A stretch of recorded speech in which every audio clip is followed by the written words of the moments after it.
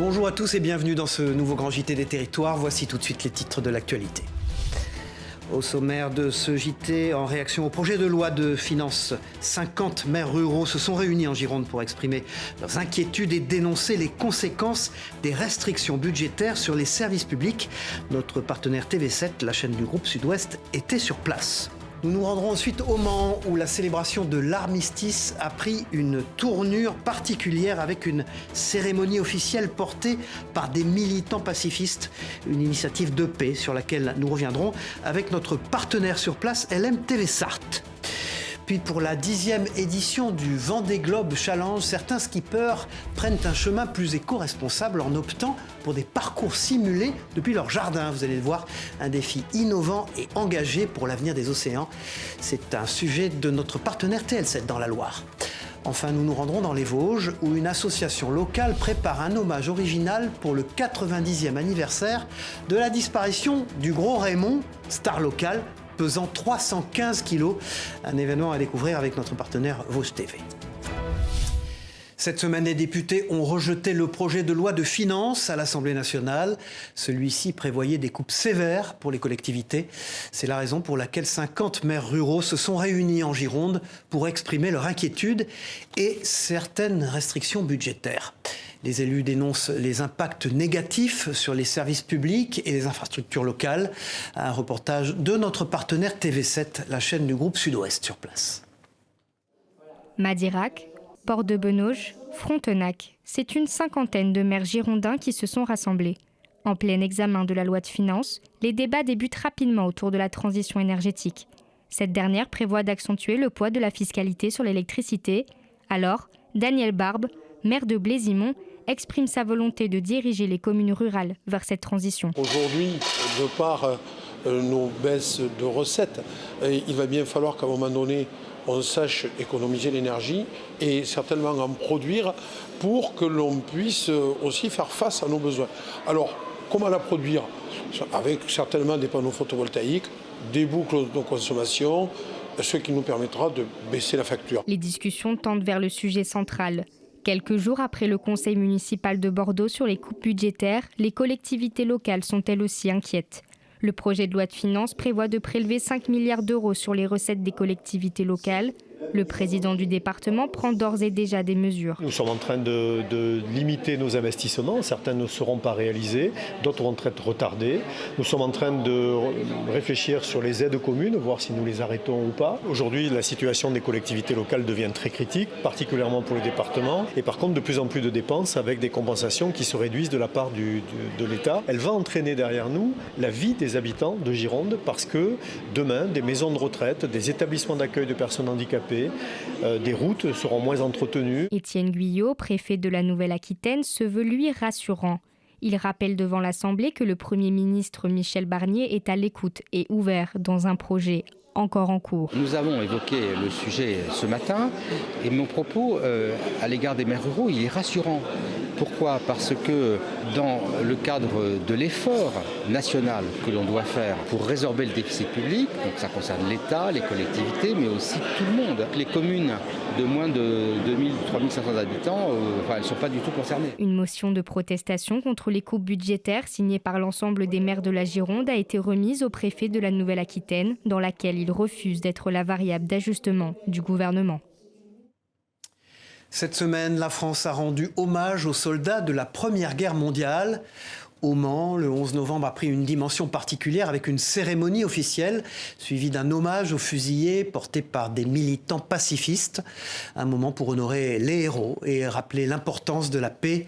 On écoute tout de suite Emmanuel Aubry, le préfet de la Sarthe, au micro de notre partenaire LM TV Sarthe. Nous avons besoin de moments de solennité, nous avons besoin de moments de recueillement. La cérémonie d'aujourd'hui doit nous montrer tout simplement que nous devons nous souvenir, ne pas oublier ceux qui ont consenti le sacrifice suprême pour éclairer aussi l'action de nos contemporains. Dans le sud de la Meuse, un projet de carrière de calcaire à Chassé-Beaupré fait trembler les habitants. Car située en bordure de forêt, cette exploitation suscite beaucoup d'inquiétudes. Déterminés, les riverains s'y opposent fermement et comptent bien faire plier la préfecture. Notre partenaire Puissance TV était sur place, regardez. D'ici 1 an, ce champ pourrait devenir une carrière de calcaire étendue sur 30 hectares. Ce qu'on appelle le front de carrière sera juste à cet endroit-là. Ils vont attaquer la butte en partant d'ici. Tout ça disparaîtra. Et cette vallée-là va être terriblement impactée. Située sur la commune meusienne de Chassey-Beaupré et en bordure d'un espace forestier classé Natura 2000, ce projet de carrière minérale permettrait notamment d'approvisionner Cigéo, le site d'enfouissement nucléaire situé à Bure, à 5 km à peine de la commune. On va dégrader le bien-être d'un petit village pour des intérêts économiques. Lancé en 2018, ce projet de la société Calin ne cesse de préoccuper les administrés de Chassey-Beaupré. Au cœur du dossier, l'impact écologique et sonore et le trajet d'acheminement des camions. La société exploitante, qui n'a pas souhaité s'exprimer dans notre reportage, promet un chemin de contournement de la commune. La réalité est tout autre. Chemin de 4 mètres, croiser 2 camions sur 4 mètres, sans racheter du terrain de chaque côté, ça me paraît très, très difficile à réaliser. L'idée d'avoir tous ces camions qui passent dans le village, parce que ces chemins-là ne sont pas adaptés et ne seront jamais faits, ça bloque complètement, oui. Une enquête publique de la préfecture de la Meuse s'est déroulée en septembre et octobre pour analyser la faisabilité du projet. Côté riverain, c'est un non clair et net. Une pétition a rassemblé la signature de la quasi-totalité des habitants du village. Il y a toujours les poussières que l'on voit et celles qu'on ne verra pas et qu'on va respirer en permanence. Donc ici, on a un beau petit village tranquille. Ça fait 45 ans que je suis ici. Et je vois que ça prend de l'amplitude, tout ça. Les tracteurs sont de plus en plus gros. Je défends mon clocher, mais tous les villages aux alentours où les camions risquent de passer, c'est néfaste aussi pour eux. Les routes ne sont pas faites pour eux non plus. La communauté de communes des Portes de Meuse a elle aussi affiché son avis défavorable au projet, mais la décision finale n'appartient qu'à la préfecture, qui n'a pas souhaité s'exprimer pour le moment. Le verdict est attendu pour le début d'année 2025. Vous le savez, la COP29 se déroule actuellement à Bakou, en Azerbaïdjan, et les grands dirigeants mondiaux discutent là-bas des grandes solutions pour la planète. À l'échelle locale, des actions concrètes sont menées aussi, comme en Martinique, vous allez le voir. Là-bas, une entreprise a mobilisé la population pour une opération anti-pollution. Au programme de cette journée, ramassage de déchets plastiques sur les plages, les parcours de santé, bien sûr. Et puis, notre partenaire Via ATV a suivi aussi ses citoyens bénévoles le temps d'une journée complète. Regardez. Voilà le résultat d'une récolte de 15 minutes. Opération nettoyage pour les personnes présentes aujourd'hui au François qui ramassent les ordures laissées dans la nature. On est sensible forcément à tous ces déchets plastiques, persuadé que ce n'est qu'une petite goutte d'eau dans tout ce qu'il y aurait à faire, mais bon, on se dit qu'il faut y participer quand même. Triste constat ce matin, tous les sacs sont bien remplis. Plastique, bouteilles en verre, filets de pêche, tout est amené ici pour ensuite être trié. On essaye de trier en matériaux, le verre, le métal, le plastique. Nous, on veut agir sur la pollution plastique. C'est trouver des moyens de la réduire. Éviter la propagation de plastique dans la nature, c'est l'objectif de Connect West Indies, une entreprise qui se dédie à l'environnement. Lauréat d'un appel à projet financé par la CTM, l'ADEME et la préfecture, l'organisme est aujourd'hui au François pour nettoyer et sensibiliser. La particularité de la ville du François, au-delà de toutes les villes, c'est qu'elle fait partie des 3 communes de Martinique qui disposent d'une brigade du littoral. Donc c'est un sens évident pour nous, parce qu'ils ont leurs équipes qui, au quotidien, ramassent, notamment sur les îlets, des tonnes de plastique. Une nature qui doit être protégée, c'est en tout cas la volonté de la ville du François et ses 4 brigades qui agissent pour le bien-être des franciscains et de leur environnement. Il y a pour moi 2 vecteurs au François qui amènent à cette pollution plastique qui sont déjà la mer, par l'effet des marées et des cours d'eau qui sont adjacents au bourg du François. Deuxièmement, le François est une commune touristique, donc il y a du passage. La pollution anthropique y est présente. La course contre la pollution plastique ne se limite pas au terrestre. La semaine dernière, c'est un îlet qui a pu être nettoyé et préservé de tout déchet. Pour sa 10e édition, le Vendée Globe s'est lancé depuis les Sables d'Olonne. Mais cette année, certains skippers choisissent de naviguer dans leur jardin. Une approche plus innovante et écologique pour relever un défi qui ne se résume pas seulement à la course, mais aussi à l'avenir des océans. Un reportage de notre partenaire TL7 sur place. Ce geste, Bernard n'aura pas besoin de le faire. À bord de ce bateau, installé dans son jardin dans les collines du parc du Pilat, ce retraité de 71 ans s'apprête à démarrer son aventure, celle de participer au Vendée Globe de façon virtuelle. Pendant 2 mois et demi, il va naviguer sur les océans Atlantique, Indien et Pacifique grâce à sa tablette et l'application virtuelle Regatta sans jamais quitter son bateau. Pour cette expédition, Bernard a tout préparé. Cette caisse, c'est la caisse qui fait la navette entre le bateau et le continent. Le continent, c'est la petite maison que vous voyez au fond. Et dedans, il y a mes outils parce que je ne peux pas stocker trop de choses dans ce bateau qui fait que 5,50 m de long. J'aurai beaucoup de bricolage à faire pendant les 2 mois et demi. J'ai pour 2 mois de vivre. Cette aventure a commencé en juin 2020 lorsque Bernard est parti au lac Léman, en Suisse, pour récupérer ce corsaire. Au début, il devait servir de terrain de jeu pour ses petits-enfants. Au fur et à mesure, aménagement et réparation en famille ont pris le dessus pour devenir un lieu d'habitation. Vous avez à l'avant une couchette 2 places où je serai à l'aise. J'ai un duvet qui va jusqu'à moins 4 degrés, donc ça devrait pouvoir aller. Là, un baromètre à l'ancienne, un thermomètre à l'ancienne, une petite station météo, un réveil qui me permettra de me réveiller toutes les 3 heures pour changer de voile et orienter mon bateau. Si Bernard a décidé de s'installer dans ce bateau pour effectuer ce Vendée Globe virtuel, c'est pour une seule et unique raison. J'ai préféré le faire dans l'humidité, dans le froid, pour retrouver un peu l'ambiance des 40 skippers. Son objectif, tenir au moins 60 jours dans ce corsaire et pourquoi pas ressortir le 30 janvier prochain, jour de son 72e anniversaire.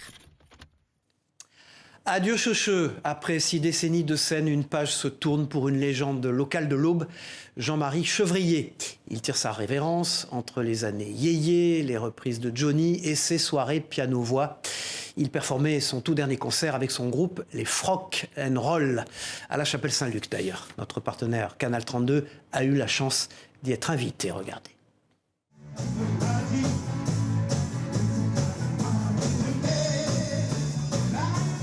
Sa voix n'a rien perdu. Durant 3 heures de scène, Jean-Marie Chevrier, 77 ans, reprend les classiques des années 80. Un concert un peu particulier pour le groupe Les Frock and Roll, qui s'apprête à dire au revoir à son chanteur. Je suis monté sur scène la première fois le 10 juillet 1964. Je n'en suis jamais redescendu, donc 1964-2024, je pense que ça fait 60 ans. Donc voilà, il faut arrêter un jour, il faut laisser la place aux jeunes. Le restaurant Le Sarail affiche complet. Il faut dire que les adieux de Checheux ont créé l'émotion.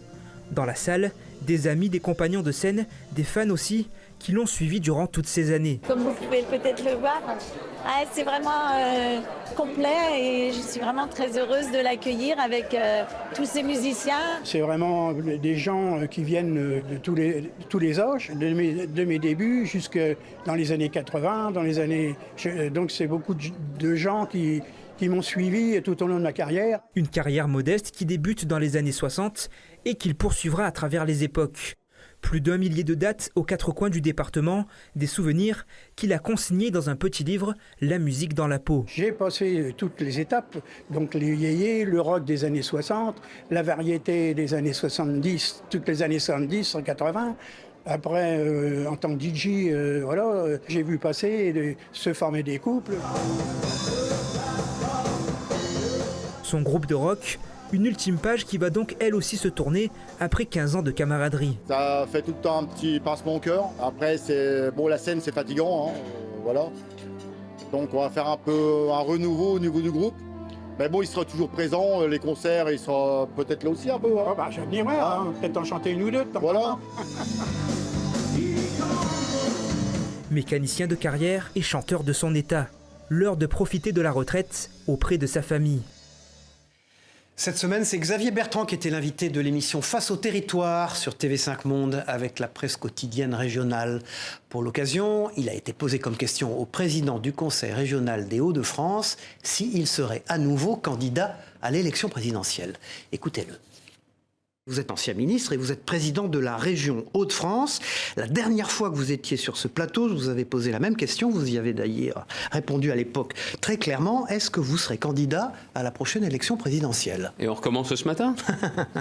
J'avais dit dans Ouest France que j'avais l'intention d'être candidat. Pour quelle raison j'aurais changé d'avis ? Voilà. Les circonstances, le fait que, d'une certaine manière, vous avez raté Matignon, en tout cas que vous n'avez pas été appelé à Matignon. Est-ce que vous avez digéré... Je confirme que je n'ai pas été appelé, oui. Est-ce que vous avez digéré pas l'échec, mais enfin en tout cas cette séquence, et est-ce que vous êtes décidé à aller la marche d'au-dessus? Je n'ai aucune raison d'avoir changé d'avis, point. C'est Nicolas Sarkozy qui cherche à vous joindre, là. J'ai vu que votre portable sonnait. Je suis pas sûr qu'il m'appelle, mais quels sont vos rapports avec lui aujourd'hui? Écoutez, ils sont bons. J'ai été son porte-parole. Ils se sont détériorés pendant quelques temps. Ils sont revenus bons? Oui, il n'y a pas que le foot qui nous rassemble. Il n'y a pas que ça qui nous rassemble. Et puis, une parole libre. Et vous ne croyez pas qu'on en a besoin, quand même? Vous pouvez le prendre en direct, là, s'il vous plaît? Non, mais vous ne croyez pas qu'une parole libre, on en a besoin? Clairement. Tout à fait autre chose, une couturière au grand cœur. Elle s'appelle Laurence et elle transforme sa passion pour la couture en un véritable projet solidaire. Elle met son savoir-faire au service de sa communauté. Découvrez son univers inspirant dans ce reportage de Fanny Savard pour notre partenaire 8 Mont-Blanc. Pieds sur la pédale et regard concentré, 6 couturiers en herbe se lancent dans l'élaboration d'une trousse de toilette. Pour les accompagner, Laurence Cadet. Cette passionnée de couture a lancé son auto-entreprise il y a 1 an et demi et enseigne la discipline aux enfants dès 5 ans.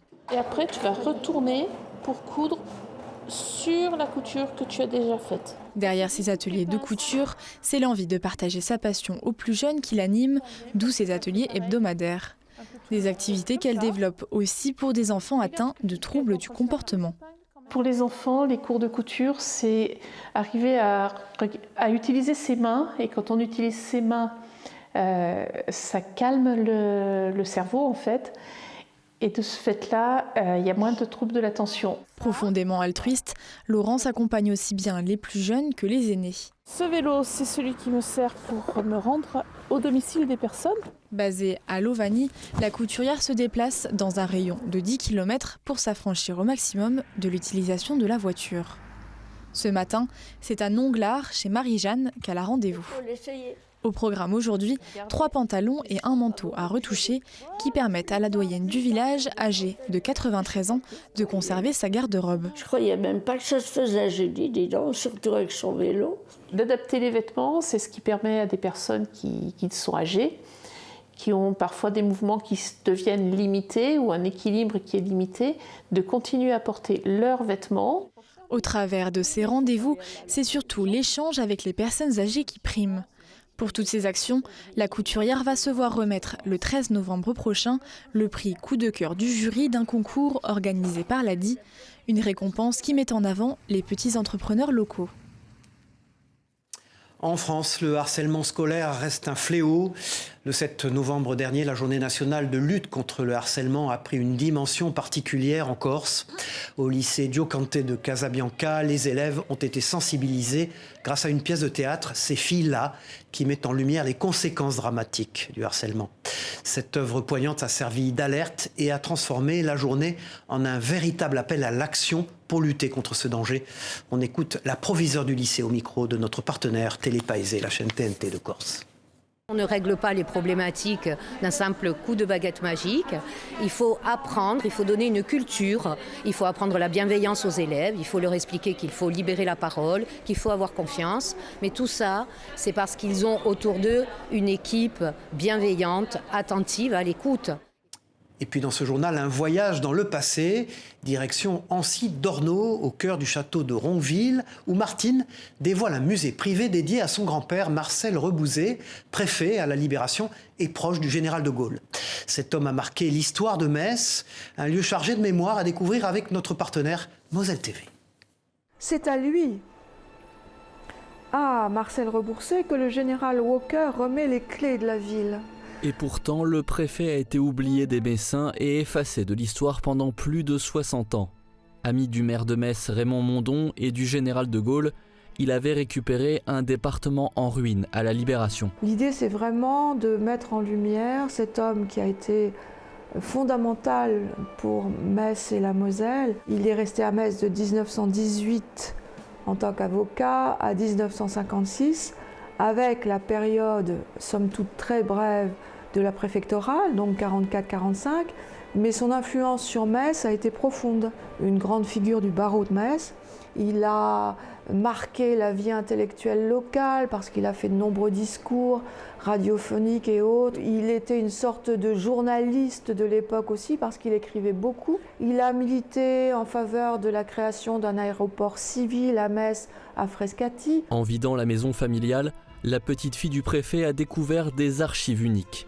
Le grand public peut les voir jusqu'à la fin de l'année au château de Ronqueville. L'exposition retrace sa vie. Là, j'ai beaucoup de photos originales de la libération de Paris. Et c'est à ce moment-là qu'il assiste à des scènes. La libération de Paris, c'était vraiment un déchaînement de vengeance. On voit ces femmes tondues exhibées dans les rues. On voit ces hommes lynchés, massacrés. L'avocat qu'il était ne supportait pas cette violence. Je pense que c'est aussi pour ça que le général de Gaulle l'a choisi. Il savait que ce serait un homme qui maintiendrait la paix civile. Ultime hommage du préfet actuel, depuis le 18 juin, une salle de la préfecture porte le nom de son grand-père. Autre hommage plus insolite, cette fois à Fontenoy-le-Château. Une association compte célébrer le 90e anniversaire de la disparition d'Arsène Raymond, alias le Gros Raymond. Avec ses 315 kilos, ce personnage hors norme se faisait payer pour exhiber sa carrure imposante. Star locale et phénomène de foire de l'époque, retour sur un événement qui va peser dans les mémoires. C'est notre partenaire Vosges TV qui était sur place. C'est un personnage indissociable de l'histoire de Fontenoy-le-Château. Et dans ce lieu d'art et d'histoire baptisé Le Balcon, l'association gestionnaire voulait lui rendre hommage à sa manière, avec en 2025 la création d'un événement autour du 90e anniversaire de la disparition, le 4 juillet 1935, de ce Jurassien d'origine et qui vécut une grande partie jusqu'à la fin de sa vie. Ici, Arsène Raymond, plus connu dans le village sous le sobriquet du Gros Raymond. Il n'y avait pas à l'époque le Guinness, des records, mais il s'est autoproclamé l'homme plus gros monde. Car avec ses 315 kilos, celui que l'on appelait encore le colosse jurassien était un étonnant personnage. Après avoir été garçon de café, marchand de vin ou vendeur de chaussures, il deviendra ce qu'il était encore convenu d'appeler à l'époque un phénomène de foire. Et c'est bien cela qui est à l'origine du projet qui sera mené par ces deux artistes. Vanina habite à Fontenoy-le-Château et c'est la singularité de l'homme qui l'a marqué. Je pense qu'il ne subit pas sa différence physique, mais il la cultive, il la nourrit. Marion, elle est factrice de masques, de ceux qui en disent quelquefois plus long que ceux qu'ils ne cachent. À la fois il cache, mais en même temps il révèle. Et c'est ce que je vais devoir faire, recréer la personnalité de cet homme par le biais de ce masque-là. Petit détour à présent du côté de cette fresque à demi effacée. Près de la première bachelière de France, Julie Victoire d'Aubier, figure Arsène Raymond entouré de deux autres phénomènes de foire, les nains d'Arceau, deux frères de petite taille, René, 1,10 m et Roger, 97 cm. Il faut savoir qu'il y a des descendants. Apparemment, il y aurait, je ne sais pas si c'est deux petits-neveux ou deux petits-fils qui seraient sur Metz. Donc je vais les retrouver aussi. Le président de l'association Le Balcon est également sur la piste d'un objet un peu spécial. Il avait deux tabourets. Il avait un tabouret pour, on va dire, son fessier et puis le tabouret du ventre. Et ce tabouret, apparemment, est sur Fontenoy. Et d'ici là, l'association lance un appel pour recueillir autant d'éléments que possible sur la vie du Gros Raymond. Voilà, puis Noël approche à grands pas, vous le savez, et les villes se transforment pour les fêtes. À Limoges, un imposant sapin domine déjà le centre-ville. Lucie Montibus et Alain Druot de cette à Limoges ont suivi l'incroyable voyage de cet arbre. Regardez. Avant d'en arriver là, le sapin de la place de la République a été patiemment cultivé avec pour objectif d'être décoré, illuminé et de faire briller les yeux des petits et des grands. C'est une logistique énorme pour faire des grands sapins. Il faut des tracteurs, il faut des débardeurs. Il faut des gros entonnoirs pour emballer les sapins. Il faut des grumiers avec les grues pour les soulever. Et il faut faire attention de ne pas les casser. Donc c'est vraiment une logistique très très très importante pour les grands sapins et très technique. Abattre et conditionner un sapin de 12 à 13 mètres demande une certaine habitude, d'autant que le sapin est tracé depuis la commande. Chaque mairie, dans un appel d'offres, a un cahier des charges. Et donc nous demande des différentes tailles de sapins. Et quand c'est des grands sapins de 10, 12, 14 mètres, je les sélectionne, je fais une présélection dans les plantations. Et ensuite, souvent, pas toujours, mais souvent, les responsables des mairies viennent le choisir eux-mêmes. Un sapin qui sera suivi depuis Neuvy-Cantier de bout en bout jusqu'à son arrivée sur le site du village de Noël en plein centre-ville. C'est l'installation du grand sapin qui commence dès aujourd'hui là par les collègues des services techniques. Sur la place de la République, le sapin et également des chalets. Qu'est-ce qu'on va retrouver dans ces chalets ? Alors on va retrouver des chalets gourmands où on va pouvoir consommer sur place différentes productions régionales. Ensuite on va retrouver de l'artisanat et aussi de la nourriture emportée. Noël à Limoges est une opération fil rouge qui est reconduite d'une année sur l'autre avec une accélération à la rentrée de septembre. Rendez-vous le 29 novembre à 18h pour le lancement des illuminations. Voilà, c'est la fin de ce journal. Merci de l'avoir suivi. On se retrouve très vite pour une nouvelle édition du Grand JT des Territoires. Au revoir à tous.